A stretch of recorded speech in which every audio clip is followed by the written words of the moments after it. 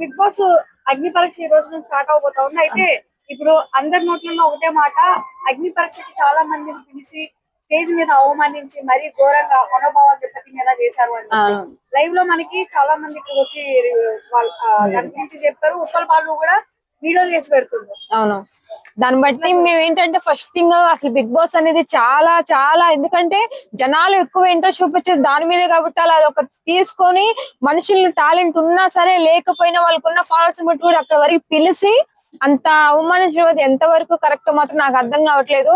ఇప్పుడు మీకు ఆల్మోస్ట్ ఎవరెవరు కావాలి ఏంటి, వాళ్ళకి ఎంత బ్యాక్గ్రౌండ్ ఉంది ఏంటో మొత్తం ముందే సెలెక్ట్ చేసుకోండి చెప్పి టాక్ కూడా ఉంది.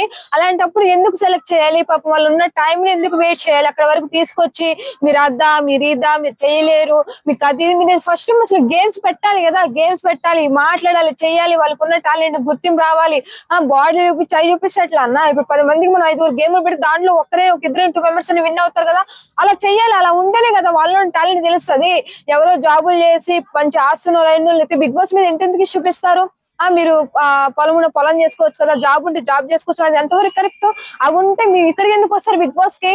అలా మాట్లాడడం అసలు కరెక్ట్ కాదు. దయచేసి ఎవరి మీద అయితే ఇంట్రెస్ట్ ఉందో వాళ్ళకి చెప్పండి. ఒకవేళ వాళ్ళతో ఏమన్నా గేమ్స్ పరంగా కాకపోతే ఏదైనా మాట్లాడే విధంగా ఏదైనా చెప్తే తెలుస్తుంది కదా. టాలెంట్ గుర్తించకుండా ఇష్టానుసారంగా అలా మాట్లాడి నువ్వు చేయలేవు, నువ్వు అది నువ్వు ఇది అని మాట్లాడటము ఎంత అసలు మాక్సిమం అక్కడికి వెళ్ళిన సగం మనసు చచ్చిపోయి ఉంటది.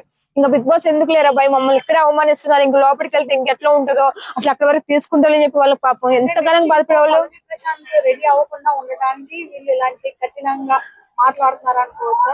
అసలు మొత్తం స్టార్ట్ అయింది పల్లవి ప్రసాద్ గురించి. అసలు ఇట్లా చేయడం వల్ల ఉన్న నార్మల్ కామన్ మ్యాన్లు కూడా ఎంత దిగజారిపోయి అట్లా చులకనగా చూస్తున్నారు, అట్లా చూస్తున్నారు. ఏ కామన్ మ్యాన్ అంటే అసలు ఏముండాలి అక్కడ నాకు అర్థం కాదు చెప్పు. ఇప్పుడు ఆర్టిస్టులతో పాటు సమానంగా లేకుండా కామన్ మ్యాన్ మీరు గేములు పెట్టి, మీరు ఎగ్జామ్లు పెట్టి, మీరు రాసి మీ అందాలు సందాలు హైట్లు గీట్లు పర్సనాలిటీ చూసే కదా మీరు సెలెక్ట్ చేసుకుంటారు.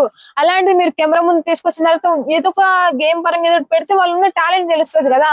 మెయిన్లీ నాకు బాధ వేసిందంటే నిజంగా ఉప్పలపాలు గారి గురించి అట్లా మాట్లాడడం అది కరెక్ట్ కాదు.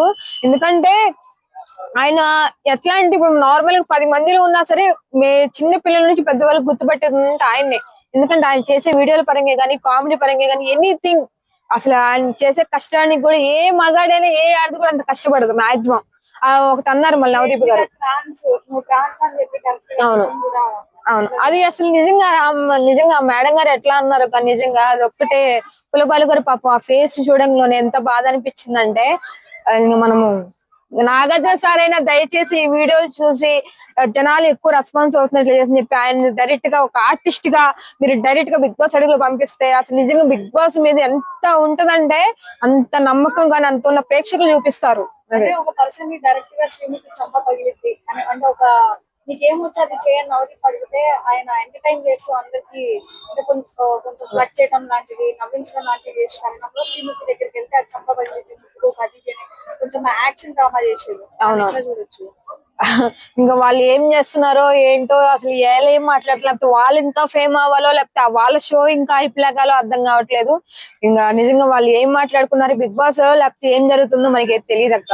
వారం రోజులు వెళ్ళి కంటెంట్ కోసం టీఆర్పీ కోసం వాడుతున్నారా, అగ్ని పరీక్ష ప్రోమో కోసమే వాడుతున్నారా?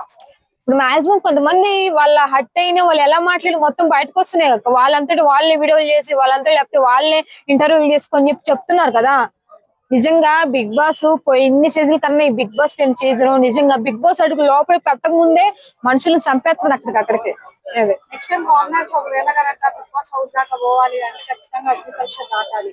అవును, సో ఆల్రెడీ ఇక్కడ చూస్తూనే ఉన్నారు 2 సీజన్స్ నుంచి స్టేజ్ మీద ఎంత అవమానం జరుగుతున్నా కానీ వీళ్ళు వెళ్తున్నారు. అవును, దీన్ని బట్టి ఏంటంటే ఏదైనా మనం మంచిగా, ఎందుకంటే ఆర్టిస్ట్ కన్నా కామన్ మ్యానే గ్రేట్ రాబాయ్ అని తెలుసుకొని డైరెక్ట్ గా కామన్ మ్యాన్ తో పాటు ఆర్టిస్ట్ తో పాటు కామన్ మ్యాన్ కూడా డైరెక్ట్ గా ఎంట్రీ ఉంటుంది. ఇలా జరిగితేనే నెక్స్ట్ టైం ఉంటుంది అక్క.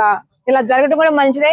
దయచేసి మీరు గెలిపిపోయినా మీరు కప్పిపోయినా పర్లేదు, ఒక్క మనిషిని మాత్రం తక్కువ చేసి అలా స్టేజ్ మీద పబ్లిక్ లో వాళ్ళ ఫ్యామిలీ ఎంత మంది 2 రాష్ట్రాల ప్రజలు చూస్తారు. దయచేసి వాళ్ళ గురించి చులకనగా మాట్లాడమాకండి. కంపల్సరీ బిగ్ బాస్ కి మేము కామన్ మ్యాన్ కే సపోర్ట్ చేస్తాం. ఇంతసేపు ఆయన గురించి న్యాయం మాట్లాడి పొగుడుతూ ఉన్నామన్నా. నా దృష్టిలో ఆయన ఆర్టిస్ట్ తో పాటు ఎక్కువ నాకు తెలిసి. మా దృష్టిలో ఇప్పటికైనా ఆయన పడిన బాధకి కప్పు గెలిచినట్టే లెక్క.